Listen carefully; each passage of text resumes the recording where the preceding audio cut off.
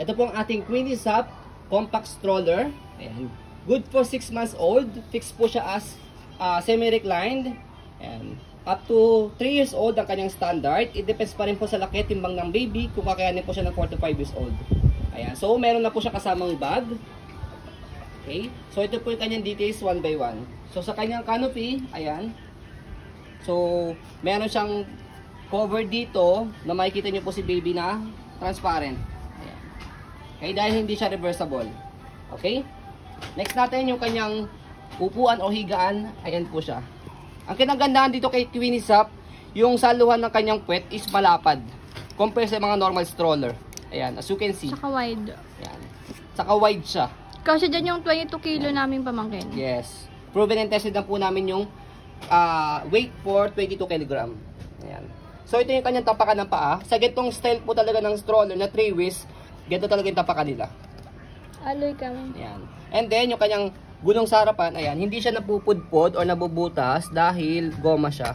Tibay ni Queenie. Ayan. Basta gulong Queenie. Easy to maneuver, nag-swivel.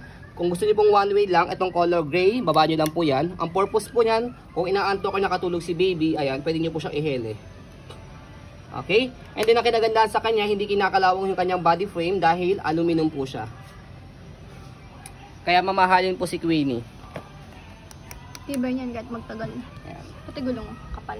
Talagang maipapamahal niyo po sa ibang mga babies, pamangkin niyo po ito dahil yung kanyang condition, Saka gulong. Oh. ayan, yung kanyang gulong, ayan. Kahit alam mo sa rough road, tinan mo ang ganda pa din. Pang rough road siya pwede dahil makapal yung kanyang gulong, malapad, compare sa ibang mga stroller kasi na medyo maliit, saka manipis. Yan, yung kanyang likuran, naka-cable na po siya sa kanyang stopper. Para sa tapak lang dito, sa kulay pula, yan, stop na siya. Sa kabilang side naman po, isang tapak dito, para mag-go. Go. Yan. Okay? So may bilang yan, mamaya papakita po namin sa inyo kung bakit siya may bilang sa pag-fold. Ayan. So sa kabilang side ng body frame, ayan. So as you can see, ayan, meron ng bilang dito sa kabila, number 1. Basket niya, ayan. Okay, sa handle, ayan yung kanyang handle. Pang toddler talaga to. Ayan ang handle niya. Ganda pang toddler. Mahilig kayo mag-travel? Ayan. Sa kanyang belt lock, saka sa harness pad niya, kompleto siya. Belt lock, press nyo lang po ito. Ayan. Heavy duty din. Okay. So, stroll muna natin bago natin siya i-fold para makita po ninyo na wala po siyang issue kapag ginamit. Ayan. Good for travel yan, may bago. Ako lang kahit. Okay po. So, additional information po, ayan, sa kanyang canopy, meron lang siyang minor na issue nandito sa gilid. Ayan. Leather kasi yun eh. Leather. Okay. So, para gumanda siya, pwede siyang sigurong, I think, pinturahan dito sa side na to. Ayan. So, sa pag-fold po, ganito po yung kanyang pag-fold. Wait lang po, yung anak ko nagtutupak. Sabang ganda ng alay. Tibay.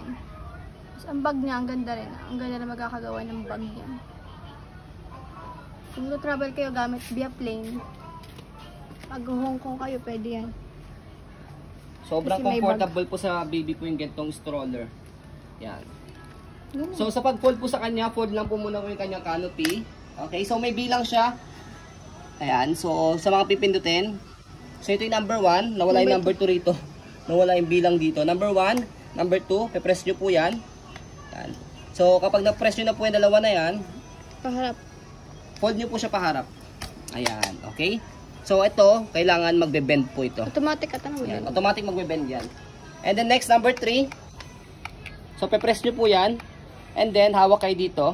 Tapos, pasok nyo po sa loob. Ayan.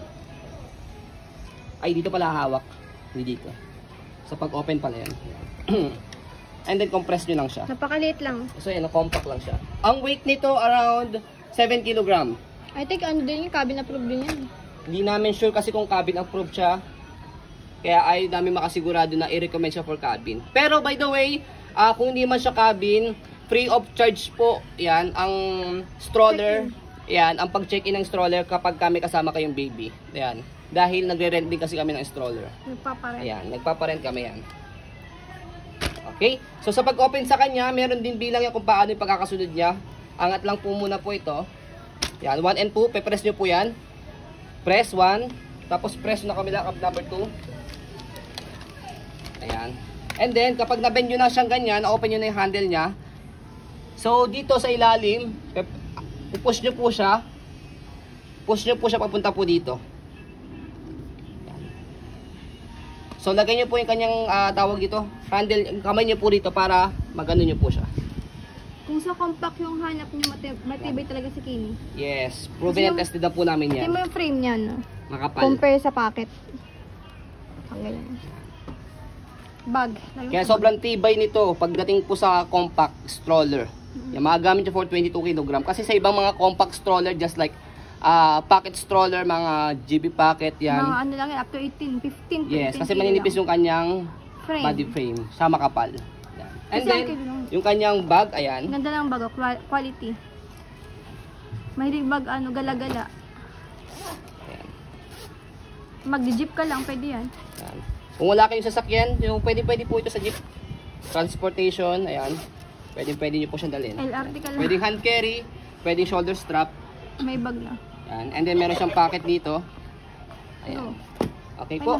So ayan po, as you can see, very details po kami sa aming pong pag-video kasi ang aming shop policy, no refund, no exchange, what you see is what you get.